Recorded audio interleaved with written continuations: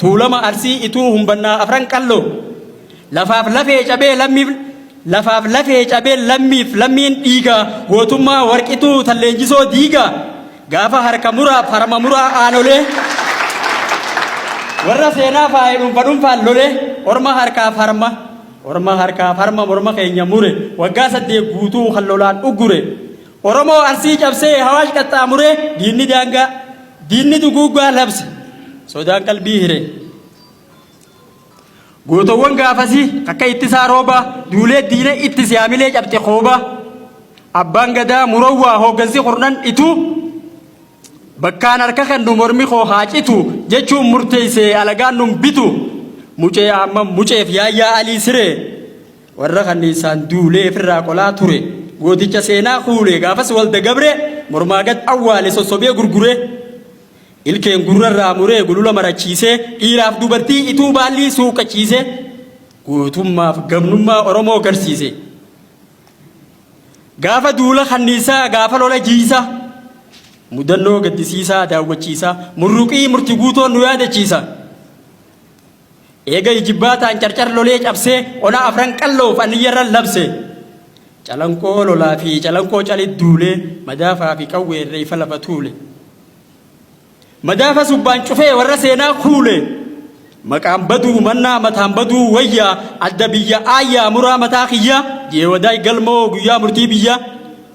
gootummaa abbaa duulaa goota bakar waare gamnummaa abbaa gadaa wadaay galmootiin qaare weerara arabootaa warra masriin haqaare hambaan habalee cittee diina kokkee huute miilli gootaa muramee gaafa achi buute kitaabattiin himame waraanni murtii guutoo gaafa murtii guute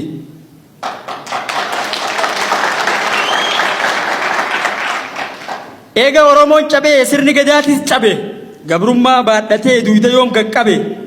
muree murteeffachuuf hiree mirga dhabee gadaa isaa deebifachuuf gamtooma lallabee odaa bultum jalatti mala dha'uu jalqabe irreeniif gabbarsiisuuf itti bu'ee dadhabe gabroonfataa gabbaruu irraa maganfatee kornan ituu murawwaa tuffii balaaleyfatee hacuucaa cunqursaa diinaa hadheeyfatee jecha afoolaa aadaan harka dheereyfatee dubbii qolaa waadaa dhaamsa dabarfatee haawwanii manguddoon wal dadammayfatee akka adeemsaan suuta gaaddisa deebifate gaafa saayya elmatu raafatee areerrata mana mukaan jaarratu citaan ajjeerrata gaafa manni mukaa mana citaa gombisa dhaddachi murtii yakkaa caayaa gaaddisa ummanni gadaa qabu sirnaaf seera tumatu dambii ittiin bulmaata heeraa haqaa hubatu gochaa jecha arraataan gaafa waliin muufatu himataaf himatamaan gaaddisa wal fidatu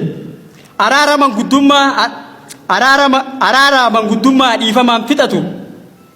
isaan achi fixachuuf sirni hinaafee aaree akkarra wal fidatu mana qorqorroo jaare hayyoonni heeraan muree murtii jala saraare hangam walii yakkee walii balleessus badii akka waliin geessine mana murtiidhaa adii namni didee wal geesse mooraa diina nufa isaa fageesseen cufatti dinniina